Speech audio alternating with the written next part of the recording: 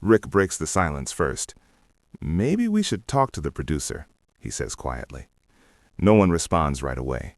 Every man in that room is silently weighing his ego against his safety. Then Tom speaks up, and his voice carries the weight of someone who has thought this through. "I have a family. I cannot put my brain at risk for a television show." The others say nothing, but their nods say everything. The decision is made. After lunch, they will walk into the producer's office together. While all of this is happening, Bruce is alone on the other side of the building, drilling his Wing Chun techniques with complete focus.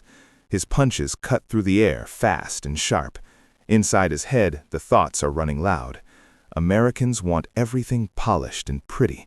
They want it to look like a performance, like a dance. I am showing them something real, and they cannot handle it. The problem is not me, the problem is them. They are simply too soft for this. At 1 in the afternoon, 3 stuntmen step into William Dorr's office with serious expressions. Dorr takes one look at them and already knows exactly why they are there. He gestures to the chairs. "Gentlemen, sit down." Rick does not waste time. "We have a real problem. Bruce is hitting us with full force on every single take. No pulling back, nothing." Tom leans forward. "I have children at home. I did not sign up for brain damage. Sooner or later, someone is going to end up in a hospital bed." Dorr sits back and thinks carefully. The show needs Bruce. The ratings have climbed because of him. But the show also needs stuntmen willing to show up. If they walk out, filming shuts down completely. "Let me handle this," Dorr tells them. The 3 men leave the office, but none of them look convinced that anything is about to change. The moment they are gone, the assistant director steps in. He is going to seriously hurt somebody. Dorr does not argue. "I know. I have already spoken to him 3 times.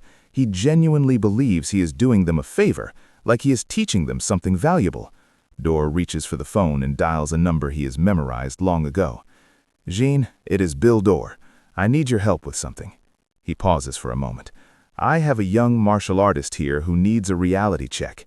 "Yes, that, Bruce Lee." Laughter comes through from the other end. "Bring him by tomorrow morning at 6. And do not say a word to him." Dorr sets the phone down with a quiet smile. By the next morning, word has already spread through the set. The stuntmen are whispering amongst themselves. Someone important is coming. At 6:15, Bruce walks in, completely unbothered by the rumors floating around him. In his mind, there is no one on this set who can touch him. Then, at 7 in the morning, a massive figure fills the doorway, and the room goes quiet. The man is 6 feet 3 inches tall and weighs 240 pounds. His ears are thick and mangled from years of absorbing punishment. His nose has been broken more than once. His hands are enormous, rough and scarred, like a man who has spent a lifetime fighting. What makes him truly unsettling is not his size, it's how calm he is. He moves slowly and deliberately, like a man who has never once needed to prove himself in a hurry. Bruce glances over briefly and then returns to his training. The name means nothing to him. The producer steps forward. "This is Jean LaBelle. He will be joining us on set today." Bruce does not even look up. Jean stands there quietly and watches Bruce move with the careful eyes of someone who is in no rush at all. Jean is not just standing there. He is studying every single movement Bruce makes, quietly filing away what he sees. Then the producer calls out, "Bruce, come over here." Bruce walks over with the kind of confidence that fills a room before a word is even spoken. "Bruce Lee, meet Jean," the producer says. Jean extends his hand. When they shake, the grip is something else entirely. Bruce pulls his hand back and quietly flexes his fingers, though he says nothing. The producer fills in the background. Jean does stunt work. He's also a judo champion. Bruce figures this is his cue to be helpful. "Do you need me to walk you through how the choreography works?" Jean just smiles easily. "No, I'll figure it out as we go. Let's get started." Across the room, Rick leans to another stuntman and whispers, "You think he can actually handle Bruce?" Jean catches every word. His smile stretches just a little wider. Bruce has absolutely no idea what is walking towards him. The fight coordinator lays out the scene. It's set inside a warehouse. Tom, Steve, and Jean play the villains. Bruce takes all 3 of them down. Bruce nods along. Standard setup, nothing unusual. The coordinator turns to Jean. "Where do you want to be positioned?" Jeet answers without hesitation. "Just put me in with the rest of them." Simple as that. Cameras roll. Bruce moves through the opening of the scene with complete control. The first stuntman goes down clean, then the second. Now Jeet is standing in front of him. Bruce approaches with that same locked-in stride he always carries. He settles into his fighting stance, then fires a punch at full speed with full power behind it. Jeet shifts his head just slightly to the side. The punch passes within an inch of his face and connects with nothing. Bruce blinks. He adjusts fast and launches a kick. Jeet steps directly into it, closing the distance and stripping the strike of everything it had. Bruce can't land a clean shot, and the frustration is starting to show on his face. "Cut," the director calls out. The fight coordinator walks straight to Jeet. "You're supposed to take the hit." Jeet nods with a casual expression. "My mistake. Let's run it again." Bruce is watching Jeet differently now. Something about this man is not like the others. There is no fear anywhere in his body. "From the top," the director announces. This time, Bruce pushes the pace even harder. He unloads a rapid combination, strike after strike coming in fast. Jeet weaves and slips through all of it with smooth, practiced defensive movement. Nothing lands. Bruce grows more agitated and begins abandoning the planned choreography entirely. He throws a jab, follows with a cross, then spins into a back kick. Jeet catches the kick clean out of the air, sweeps Bruce's standing leg out from under him, and Bruce hits the floor hard. Cut. Bruce is back on his feet in an instant. The anger is no longer something he is hiding. That was not part of the choreography. Jeet's answer is steady and direct. "Neither was that combination you just threw at me." Bruce starts to fire back. "You can't just what?" The entire crew has gone still. Every eye on set is fixed on the two of them. Bruce is breathing hard now, and the frustration on his face has turned into something raw. "You want to do this for real?" Bruce challenges. Jeet doesn't flinch, doesn't shift, doesn't change his tone at all. "Is that what you've been doing to these other guys this whole time?" Bruce doesn't back down. "They're soft." Jeet looks at him evenly. "Or maybe you're just a bully." Bruce steps forward. "I don't bully anyone. What I do is show people what reality actually looks like. These men can't even defend themselves properly." Jeet doesn't let it slide. "That's not teaching, that's assault." Bruce doesn't hesitate. "Then defend yourself." He drops into his Wing Chun stance, focused and ready. Jeet just stands there, relaxed, hands hanging low at his sides.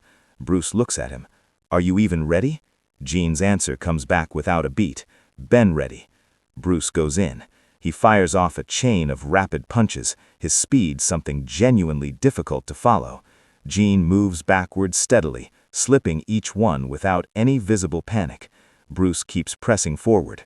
"Stand still," Bruce demands. Jeet keeps moving. "Why would I do that?" Bruce shifts and throws a hook kick with serious force behind it. Jeet catches the leg and holds it locked in place. Bruce is now balancing on one foot with nowhere to go. "Let go," he says. "All right," Jeet replies, and shoves the leg away. Bruce goes down hard for the second time. He has never been put on the ground twice in his life. The stuntmen standing nearby are watching closely, and more than a few of them are fighting back smiles. Bruce feels it. The humiliation is mixing with the anger, and he scrambles back to his feet immediately.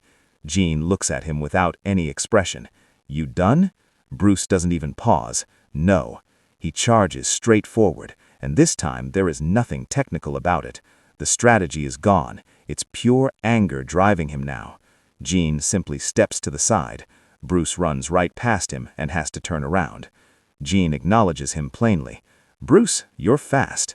Bruce comes again. Jeet has seen enough. "Enough," he says quietly. Bruce is mid-punch when Jeet steps inside his range, closing the distance until Bruce's strikes have no room to function. Jeet wraps both arms around Bruce from the front, locking Bruce's arms against his own body in a full bear hug. Bruce starts to say something. Jeet tightens his grip, not with the intention to hurt, just enough to make escape completely impossible. Bruce tries to pull his arms free. They don't move. He tries to drive his head forward into Jeet's face. Jean's head is positioned too high and too far back. He tries stomping down onto Jean's feet. Jean's response is immediate. He lifts Bruce clean off the ground, 6 inches first, then a full foot. Bruce's feet are swinging in open air. His eyes go wide, and something shifts in his expression that has never been there before. Every bit of control he has always had over his own body is simply gone. He can't punch, he can't kick, he can't move in any direction. There is nothing to work with. Jean's voice stays completely level. Now we can have a conversation. Bruce keeps fighting against the grip. Put me down. Jean doesn't move. Not yet. He stands there holding Bruce without visible strain, the way someone might hold something they picked up without thinking twice about it. Bruce's expression moves through shock and lands somewhere close to panic. Bruce is still processing everything that just happened. Then Jean speaks up. "Want to know something?" Bruce says nothing, but he is listening. "I am not even trying right now. Not even close." Jean loosens his grip just slightly. Bruce immediately makes his move, pushing hard to break free. Jean tightens his hold again without any real effort. The point lands without another word needing to be said. "You know striking. I know grappling. We are speaking two completely different languages." Bruce shifts his thinking and asks the one question that is actually on his mind. "How long can you hold me like this?" Jean answers without hesitation. "As long as I want to." Bruce goes quiet for a moment. "Even if I knew what to do right now," Jean cuts him off. "If you actually knew what to do, you would not be in this position in the first place." The silence that follows is heavy. Then Jean asks something simple. "Do you want to learn?" Bruce answers quietly, "Yes." Jean does not move. "Say it louder." Bruce steadies himself. "Yes." Jean is not finished. "Say the whole thing. Say, I need to learn grappling." Bruce hesitates. His pride and his honesty are pulling hard against each other, and every single person on that crew is still watching. The cameras are still running. Then Bruce says it. "I need to learn grappling." Jean nods once. "Good." He sets Bruce down carefully, and Bruce's feet find the ground again. Jean steps back and raises his hands. "We good?" Bruce rubs his arms where the grip had been locked in. "We are good." He does not go back on the attack. He does not walk off the set.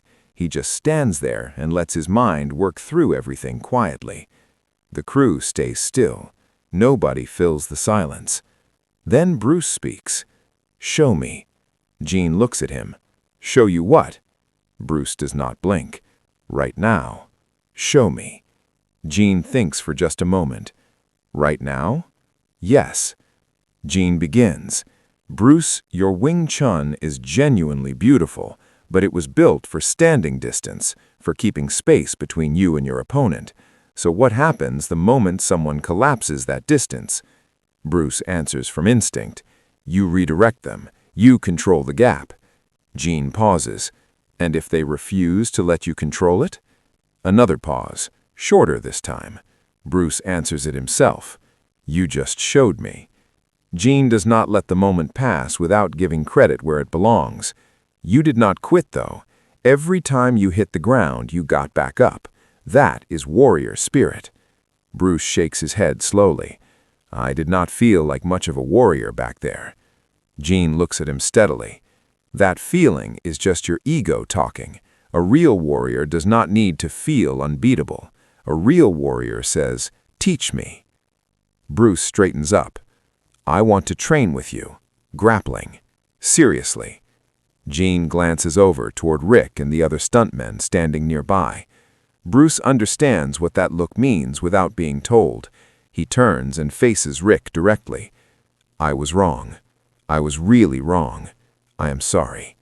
Rick looks genuinely caught off guard. "Thanks," he says after a moment.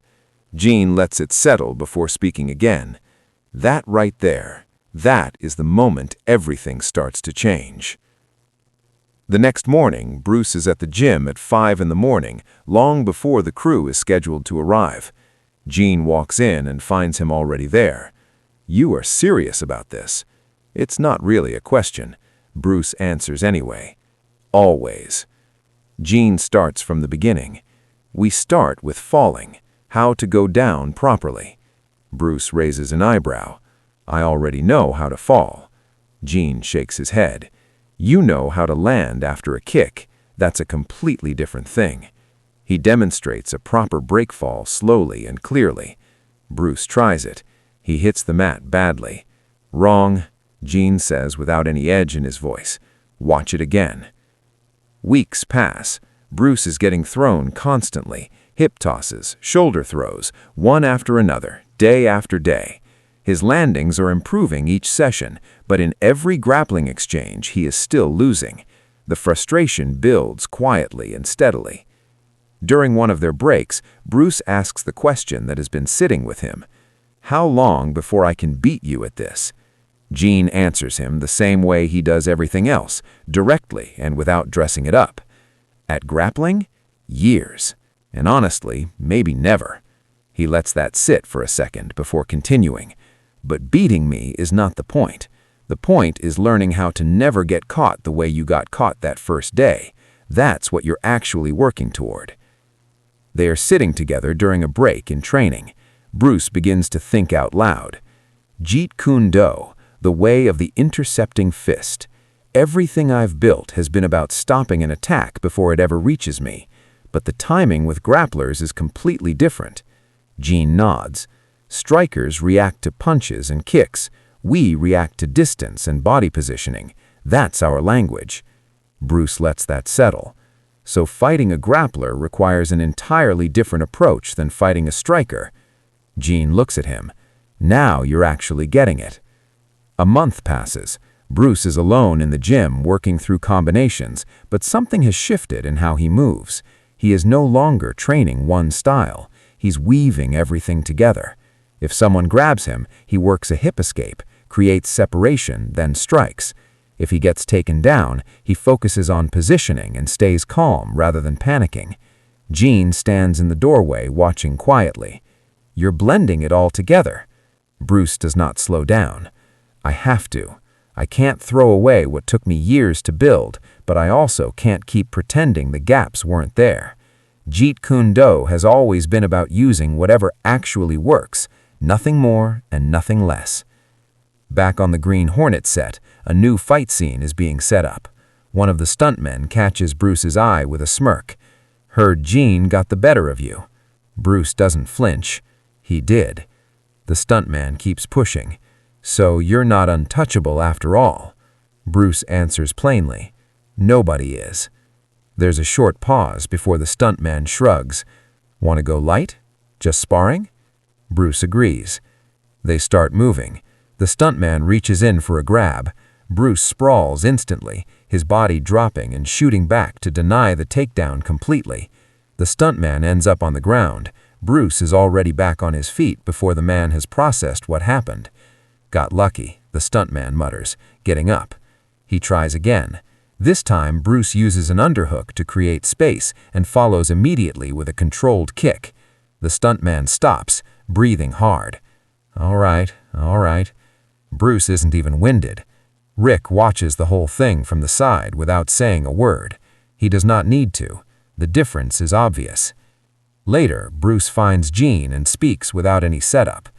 Thank you for showing me I was not finished becoming what I needed to be. Jean listens and then responds honestly. Most people don't ask to learn after something like that.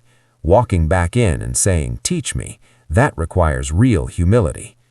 From that point forward, when Bruce teaches his own students, takedown defense becomes part of every session. He tells them directly, if you only know striking, you're leaving yourself open. It doesn't matter how fast your hands are if someone takes your legs out from under you and puts you on the ground. In 1973, on the set of Enter the Dragon, Bruce demonstrates anti-grappling techniques, sprawl defense, escapes from holds, and control from bad positions. Someone on set asked where he picked all of it up. Bruce answers without hesitation, Jean LaBelle. Jean LaBelle went on to become one of the most respected figures in the history of combat sports, widely regarded as the godfather of modern grappling.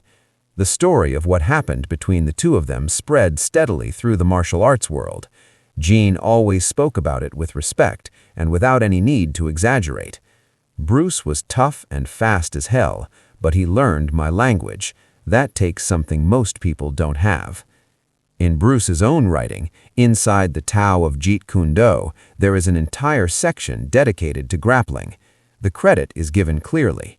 Thanks to Jean LaBalle for opening my eyes. Decades later, when mixed martial arts emerged as a formal sport, it confirmed everything Bruce had already understood. Striking alone is not enough. Grappling alone is not enough. You need both to be truly complete. Bruce understood this in 1966. The rest of the world arrived at the same conclusion in 1993. What Jeet taught Bruce that day on set became what Bruce spent the rest of his life teaching everyone else. That moment when Jeet lifted Bruce off the ground in front of the entire crew was humiliating while it was happening. Looking back, it was historic. Bruce could have walked away from all of it. He could have let his pride make the decision and never looked back. Instead, he said 2 words, "Show me." Those 2 words quietly changed the course of martial arts forever. Bruce lost that day. There was no punching his way out of it. His speed couldn't save him. His technique couldn't free him. But inside that helplessness, he found something he had never had before: completeness. There's even a version of the story from that day where Bruce, still locked in Jeet's grip, shouted with everything he had, "Let me go or I will kill you." And Jeet, holding him there without breaking a sweat,